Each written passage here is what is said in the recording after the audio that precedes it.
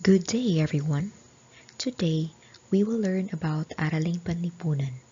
In this discussion, you will learn about Spanish colonization and influence. So here is the outline of this discussion.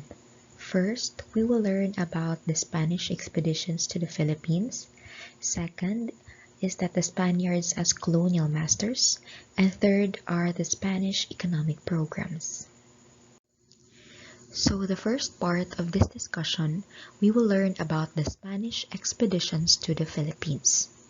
So here, we will be discussing about the Magellan Expedition. Second one is the Elcano Expedition. Third is the Villalobos Expedition. And lastly is the Legazpi Expedition.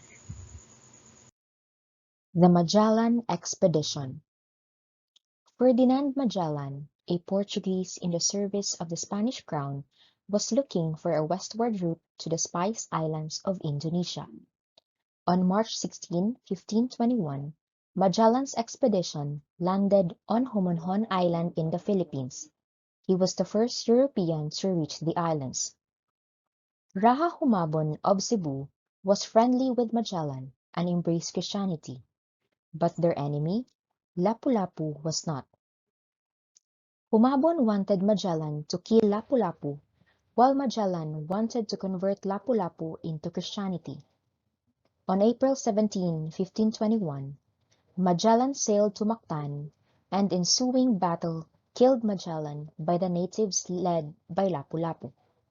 Out of the 5 ships and more than 300 men who left on the Magellan Expedition in 1519, only 1 ship, the Victoria, and 18 men returned to Seville, Spain on September 6, 1522.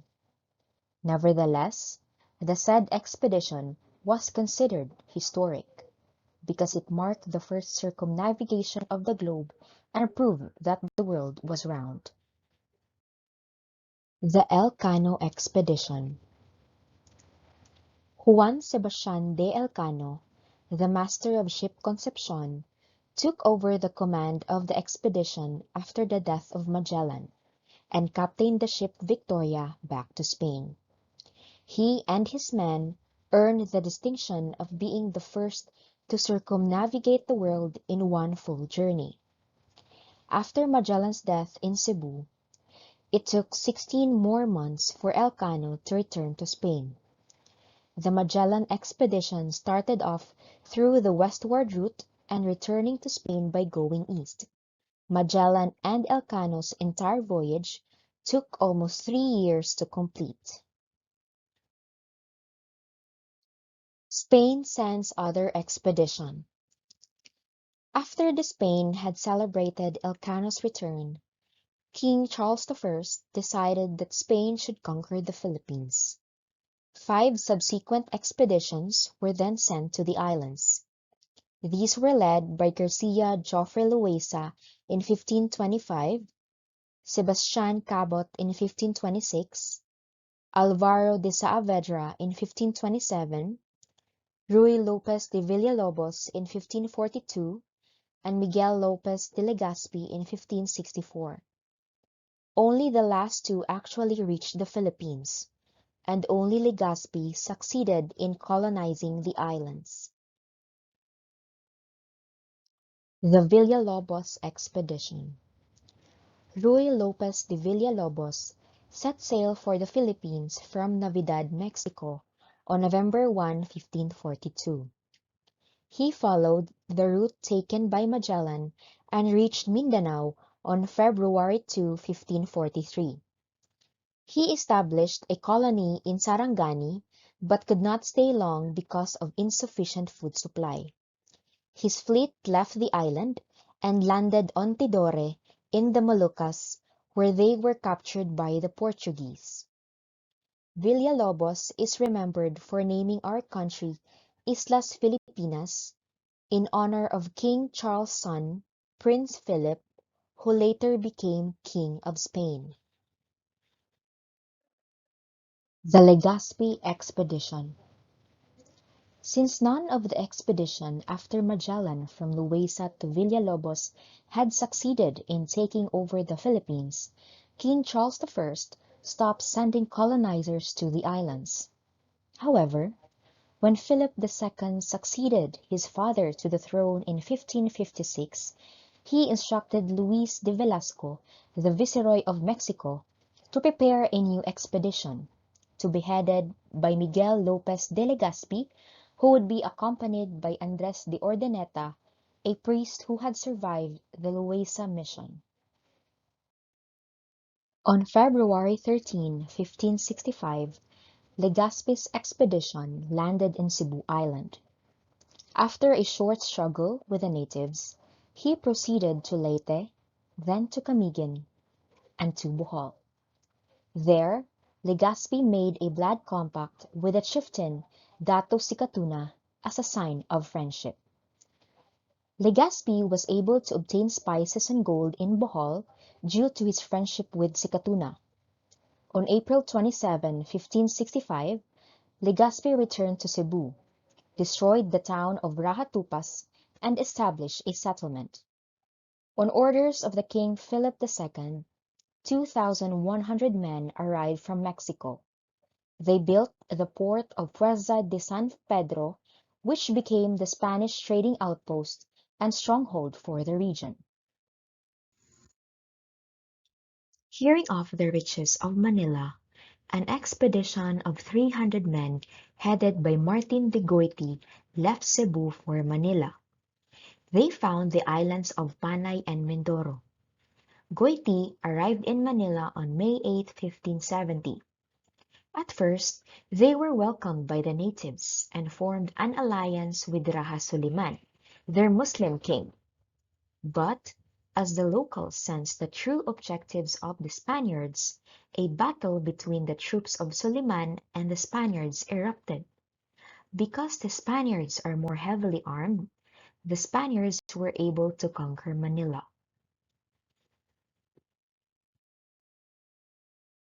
Soon after, Miguel Lopez de Legazpi arrived to join Goiti in Manila. Legazpi built alliances and made peace with Rajas Suliman, Lacandula, and Matanda. In 1571, Legazpi ordered the construction of the walled city of Intramuros and proclaimed it as the seat of government of the colony and the capital of the islands. In 1572, Legazpi died and was buried at the San Agustin Church in Intramuros. In 1574, Manila was bestowed the title Insigne y Siempre Leal Ciudad de España, Distinguished and Ever Loyal City of Spain, by King Philip II of Spain. Why the Philippines was easily conquered. Though largely outnumbered, the Spaniards who came to colonize the Philippines easily took control of our country. How did this happen? The best possible explanation is that the natives lacked unity and a centralized form of government. Although the barangays already functioned as units of governance, each one existed independently of the other, and the powers that each dato enjoyed were confined only to his own barangay. No higher institution united the barangays, and the Spaniards took advantage of this situation. They used the barangays that were friendly to them in order to subdue the barangays that were not. Let us now move on to the second part of this discussion, which is entitled The Spaniards as Colonial Masters. Spain reigned over the Philippines for 333 years, from 1565 to 1898.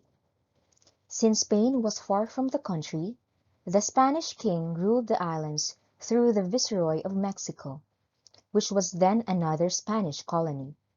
When Mexico regained its freedom in 1821, the Spanish king ruled the Philippines through a governor-general, a special government body that oversaw matters pertaining to the colonies, assisted the king in this respect.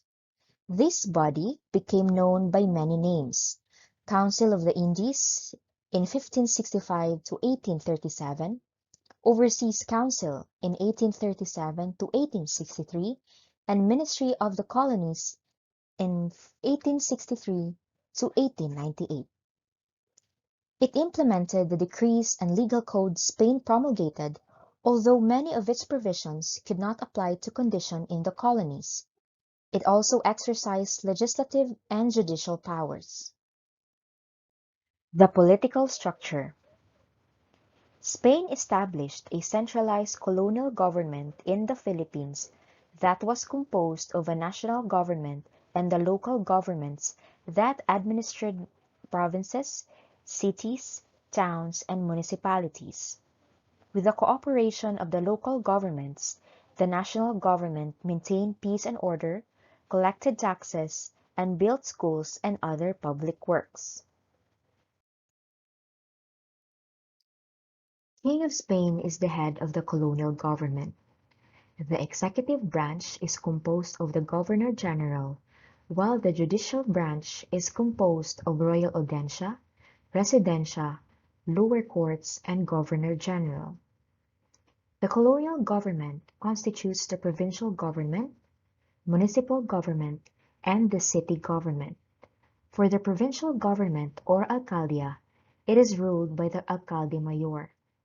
Pueblos or towns are ruled by the gobernador civiles, and barrios are ruled by the cabeza de barangay.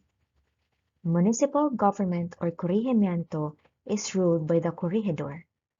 Lastly, the city government or ayuntamiento is composed of the cabildo or the city council and the barrios.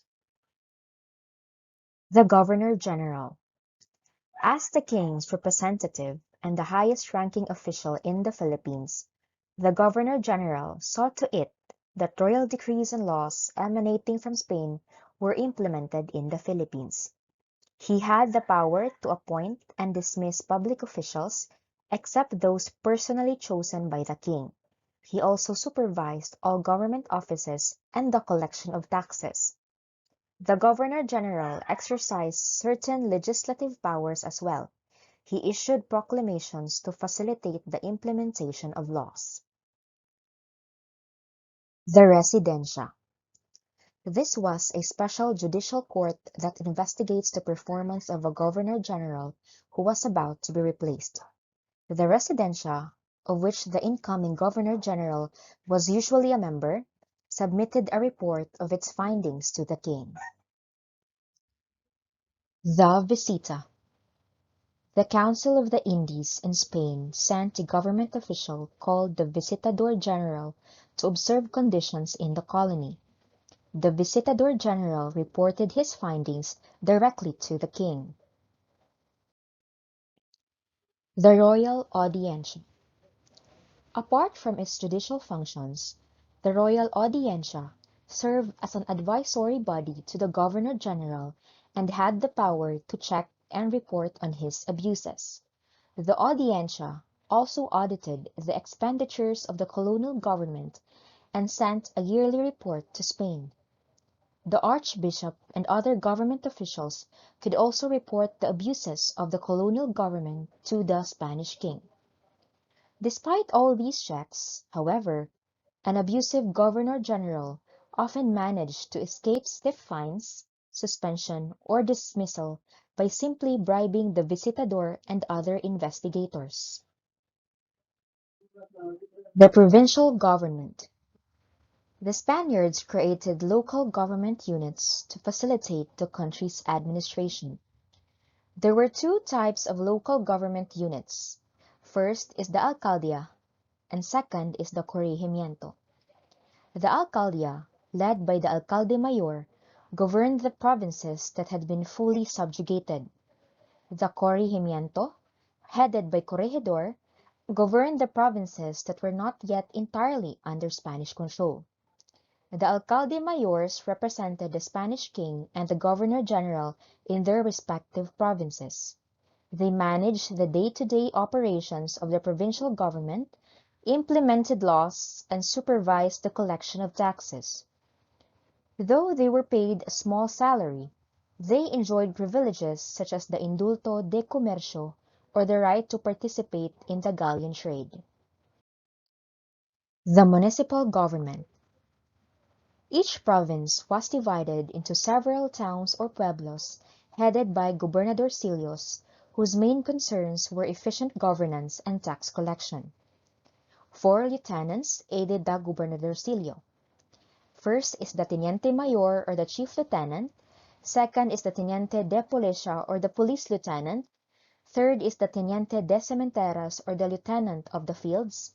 And fourth is the teniente de ganados or the lieutenant of the livestock. The third and last topic of this discussion are the Spanish economic programs. The Spaniards implemented economic programs which are mainly about land ownership and taxation.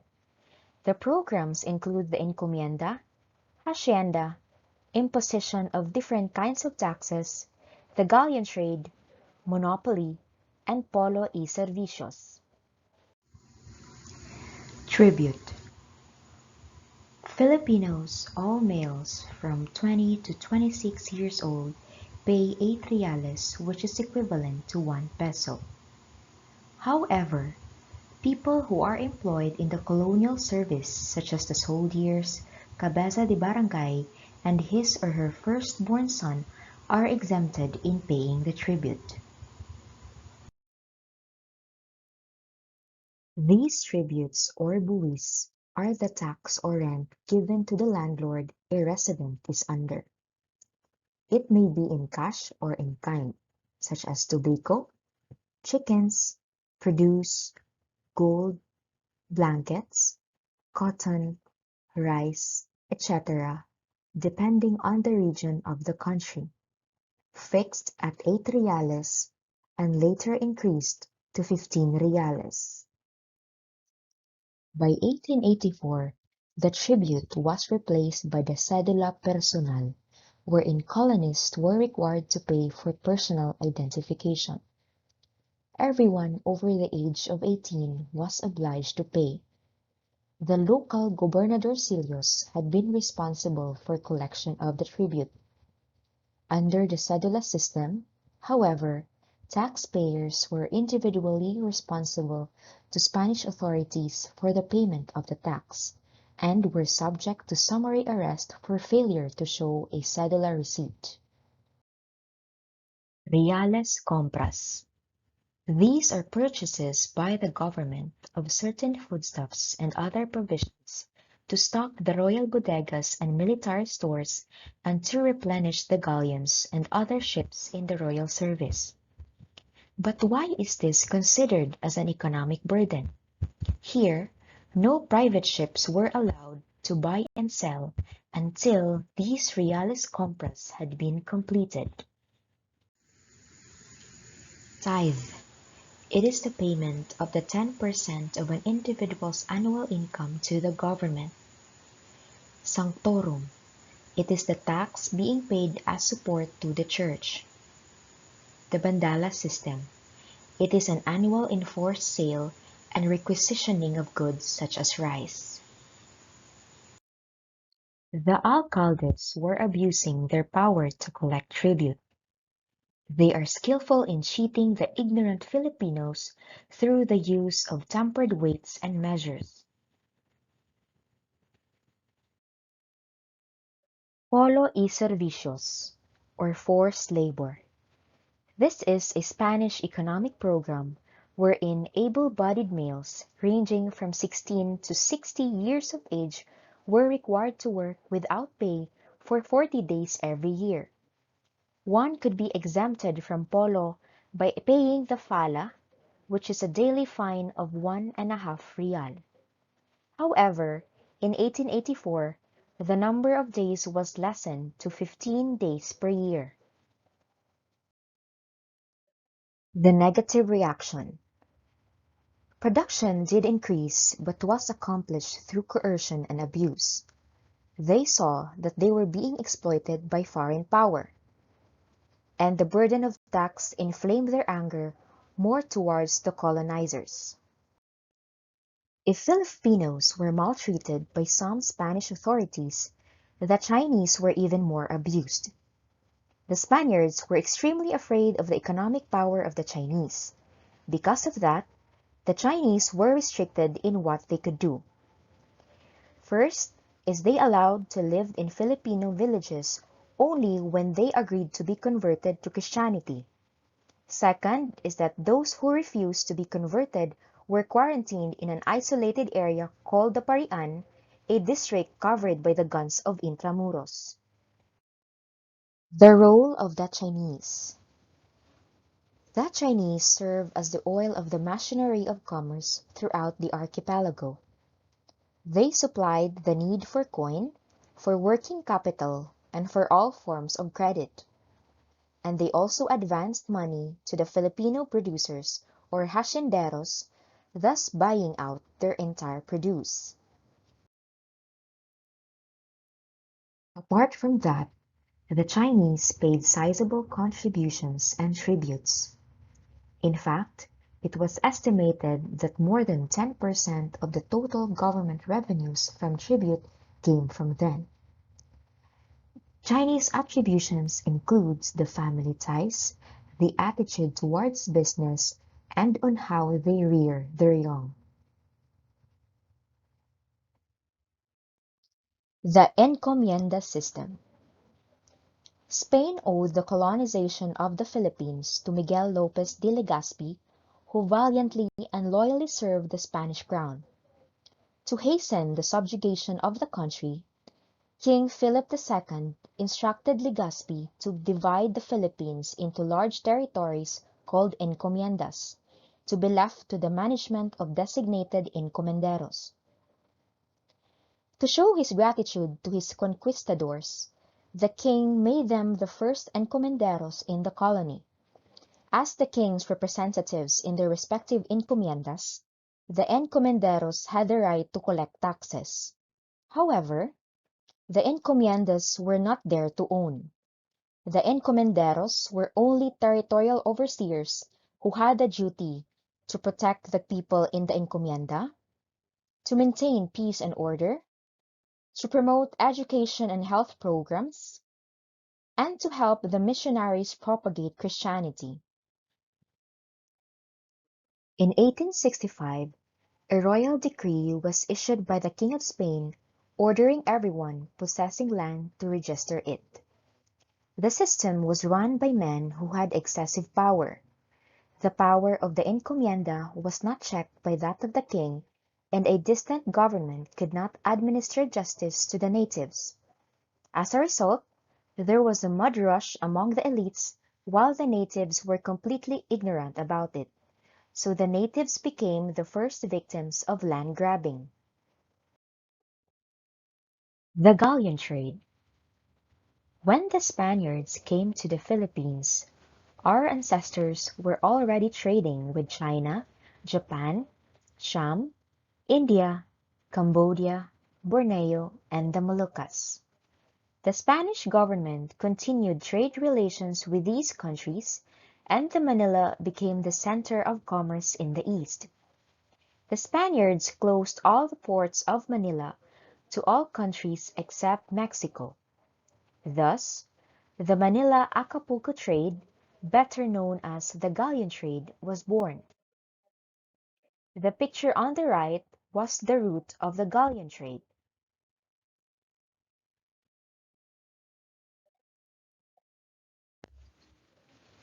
The galleon trade was a government monopoly. Only two galleons were used. One sailed from Acapulco to Manila with some 500,000 pesos worth of goods, spending 120 days at sea. The other sailed from Manila to Acapulco with some 250,000 pesos worth of goods, spending 90 days at sea. It also allowed modern liberal ideas to enter the country, eventually inspiring the movement for independence from Spain. And because the Spaniards were so engrossed in making profits from the galleon trade, they hardly had any time to further exploit our natural resources. The trade was very prosperous, but it neglected the development of the colony's local industries which affected the Indios since agriculture was their main source of income. In addition, the building and operation of galleons put too much burden on the colonists' annual Polo y Servicio, resulted in cultural and commercial exchanges between Asia and America. This led to the introduction of new crops and animals to the Philippines, notably tobacco, that gave the colony its first real income, which benefit extended to the common Indio. The trade lasted for over 200 years and ceased in 1821 with the secession of American colonies from Spain.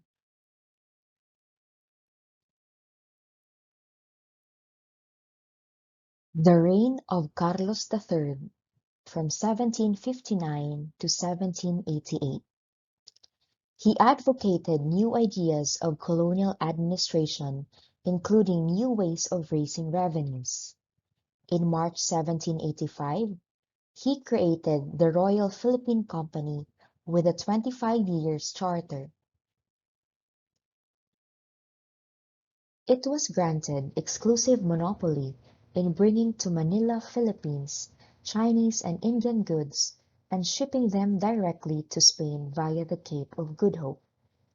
It was stiffly objected by the Dutch and English, who saw it as a direct attack on their trade of Asian goods. It was also vehemently opposed by the traders of the galleon trade, who saw it as a competition. This gradually resulted into the death of both institutions, the Royal Philippine Company in 1814 and the galleon trade in 1815. Basco's reforms. Filipino farmers and traders finally had a taste of prosperity when Governor-General Jose Basco E. Vargas instituted reforms intended to free the economy from its dependence on Chinese and Mexican trade. Basco implemented a general economic plan aimed at making the Philippines self-sufficient. He established the Economic Society of Friends of the country, which gave incentives to farmers for planting cotton, spices, and sugarcane, encouraged miners to extract gold, silver, tin, and copper, and rewarded investors for scientific discoveries they made. It offered local and foreign scholarships and training grants in agriculture and established an Academy of Design. It was also credited to the Carabao Ban of 1782, the formation of the Silversmiths and Gold Beaters Guild, and the construction of the first paper mill in the Philippines in the year 1825.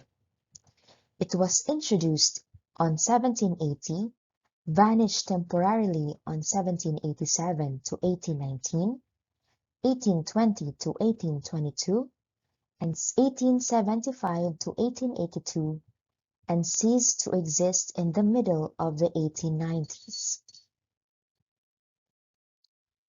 Tobacco monopoly.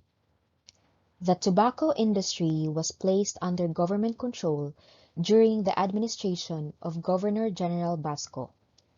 In 1781, a tobacco monopoly was implemented in the Cagayan Valley, Ilocos Norte, Ilocos Sur, La Union, Isabela, Abra, Nueva Ecija, and Marinduque. Each of these provinces planted nothing but tobacco and sold their harvest only to the government at a pre-designated price, leaving little for the farmers. No other province was allowed to plant tobacco. The government exported that tobacco to other countries and also part of it to the cigarette factories in Manila. The tobacco monopoly successfully raised revenues for the colonial government and made Philippine tobacco famous all over Asia.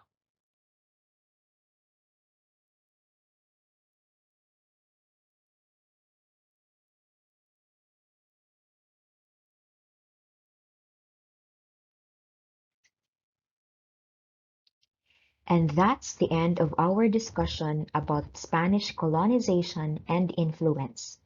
I hope you learned something. Thank you for watching.